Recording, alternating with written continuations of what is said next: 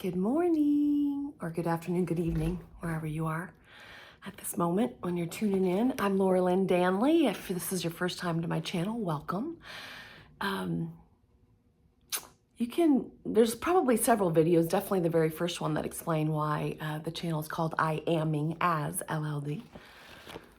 But anyway, I'm going to do something new today. Well, I like to read to you, so it's not the first time that I've read to you, but I've been reading If the Buddha Got Stuck, Charlotte Kasl, with a good friend. And, it's kind of hard to find time to get together sometimes for most of us, right? So I'm going to go ahead and read from where we left off. And instead of sending him those tiny little pictures, texting him to his cell phone, which I think were challenging for him to read, I'm gonna go ahead and let you all benefit from this as well. So we've been reading about the characteristics or traits of people who get stuck in life, who feel stuck, and people who are the traits of being unstuck, some tools for how to get unstuck, and also what the difference is between when we're just floundering, we're between things. Maybe we know we don't want what we have in a relationship or in a job or where we live, but we don't yet know what we want or how to make that happen. And so this book just gives a lot of good wisdom, suggesting we let go of knowledge. There was a theme last week, so that's why I'm bringing it up. I read it in Don Miguel Ruiz's book, Voice of Knowledge, and he called it the tree of knowledge, the liar in our head, the knowledge, the ideas that we think we have, that we've been taught by society, by our well-meaning family or parents, by our certainly well-meaning churches, but how knowledge can oftentimes, how these ideas that we hold so tightly to can get in our ways. And it was touched upon here, as well as I can't access it because it's on my phone. Same friend I'm referring to that I'm going to read this for this morning, and for you as well, sent me something about a little quote about knowledge as well. Maybe I'll print it in the comments, the extra little description. If you don't usually read the description, please do. There's oftentimes I give you links to who I'm either quoting or reading, if they have YouTube channels, or I just tell you a little more that maybe I didn't cover in the video, or give you a little more information to make something make even more sense. So anyway, If the Buddha Got Stuck, a handbook for change on a spiritual path. And I don't think I finished the thought about floundering, that, if you're aware, if you're consciously aware, step one, that you don't like what you're getting in life or what's happening, and even if you don't know what's coming next, if you're exploring your options, even if you're just willing to make a change and you haven't got past the stage of being willing, I've covered that in some other videos, then you're not stuck, you're just floundering.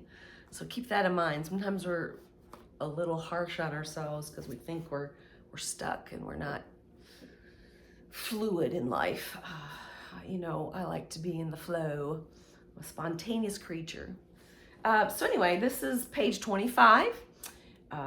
If you're ever referring to this because you happen to get the book, If the Buddha Got Stuck, page 25, and this section is called What Makes Change So Scary?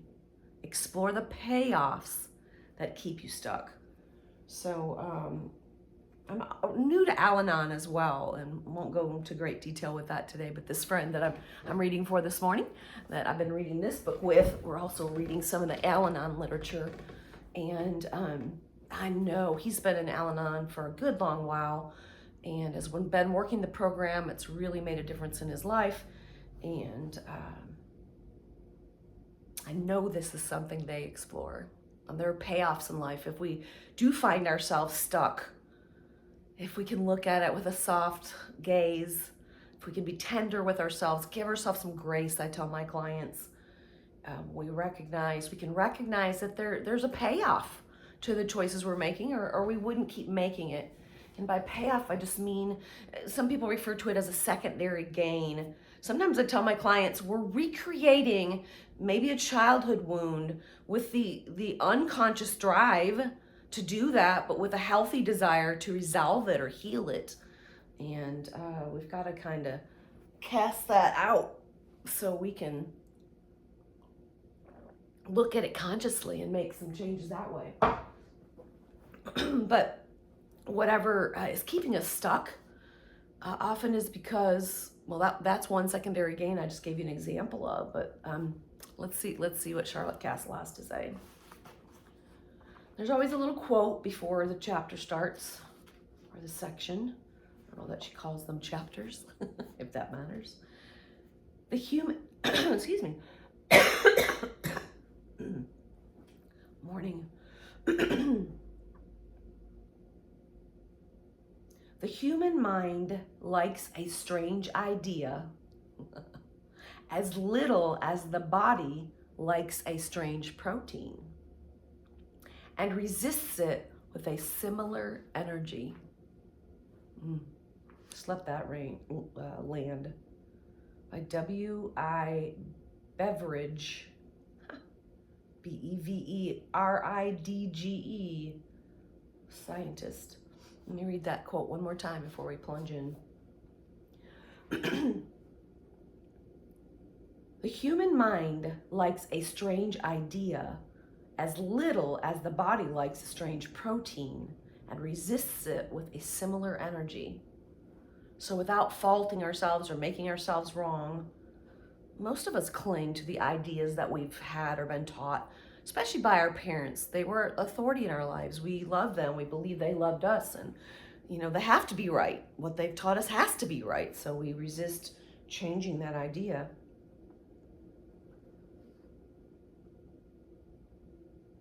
Routine, living with the known, is comforting. It feels safe. So we resist changing an idea.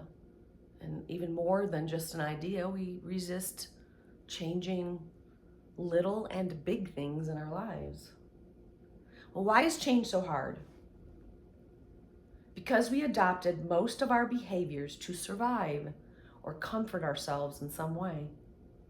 Sometimes I get ahead of myself and I start explaining how I interpret something I've just read, and they're about to. So that's very validating though. Sneakiness, lying, compulsive eating, shutting down, thrill-seeking, burying feelings, being perfect, or acting like a victim initially served a purpose. Namely, they helped us get approval, attention, or sympathy, avoid being shamed, feel excitement, or escape feeling horrible about ourselves. Unfortunately, many of these behaviors became the escape hatches that now keep us stuck. They are the counterfeit comforts, the short-term forms of relief that block long-term happiness. I went back and forth on whether to use the term payoffs because of its sinister connotation, as in one gets paid off for some kind of dirty deal or a sign of weakness. The psychological term secondary gains is indeed accurate and softer, but it sounds so technical. In this context, I'm asking the question, what do you get from a behavior that makes it hard to give up, even though it's hurting you in many ways? Great question. Let's ask it again. I want to make sure you're listening. And ask yourself this. Come back to this point, mark it in the video and come back to it. Anytime you feel stuck, go back and ask yourself this question. What do you get from a behavior that makes it so hard to give up, even though it's hurting you in many ways? Second question is, what would help you give it up? I may not ask ourselves that question when we're stuck in a behavior, but we need to ask it. What would help us give it up? So I teach, and certainly I've covered in other videos, and as a mental health therapist, we don't change typically by shaming ourselves, by depressing our feelings. We get depressed. So what can we do instead of just ignoring them or depressing them or shaming ourselves into submission or change? And we talk about, well, again, just being soft with ourselves In the past, we've talked about developing or connecting with our observer self, a neutral and compassionate part of us. More recently, I've been quoting Amona Ma saying just soften our gaze as we look upon what we're experiencing. We also have quoted her in saying soften into open awareness. It's all about the awareness. Excuse me.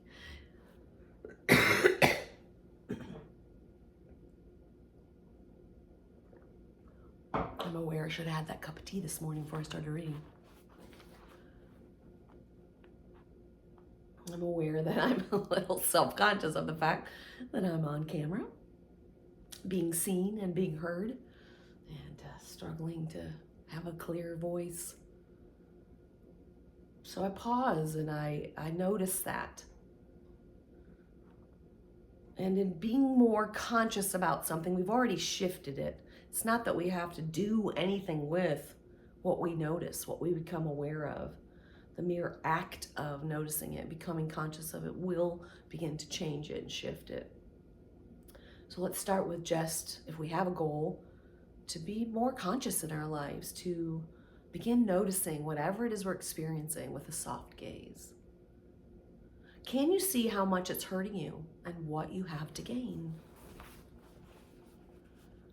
Long-standing payoffs for certain types of behavior can feel like good old friends. Giving up payoffs means eliciting the spiritual warrior within us. I'll read that again.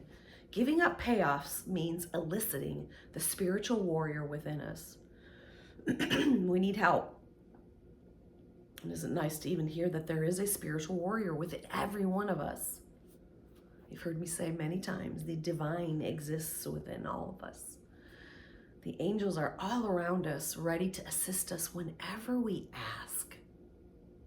They will not intervene or interrupt or intercede or what's the word, interject, I don't know, without our asking. They're not judging what we're experiencing. Can you really hear that? So they're not gonna interrupt it, that pattern of thinking or behavior. They're not gonna give us, I gotta think about I was about to say they're not gonna give us support unless we ask. I think they're supporting us all the time, maybe again in unconscious ways. But they're not gonna change our world. We are. It's gotta be a conscious choice. So we gotta ask for that help sometimes. Giving up payoffs means eliciting the spiritual warrior within us. I don't believe anyone truly wants to be stuck or stay stuck. However, the gains or payoffs from stuck behavior can be a powerful force in keeping us stuck. For example, if I give up portraying myself as a pathetic victim, I will have to give up the sympathy I get from others. Who doesn't want sympathy? Can feel good. I might rather have true compassion, which feels different than sympathy. Sympathy to me, we learned this in my profession. If I give a client sympathy, I'm kind of saying, oh, you poor thing, poor you. Yes, isn't that awful? And it is awful, maybe what they're telling me, what they're experiencing, and they may absolutely want sympathy. But I'm giving energy to the poor me. I'm giving energy to the thing that's not working in their lives, versus compassion can be a neutral or even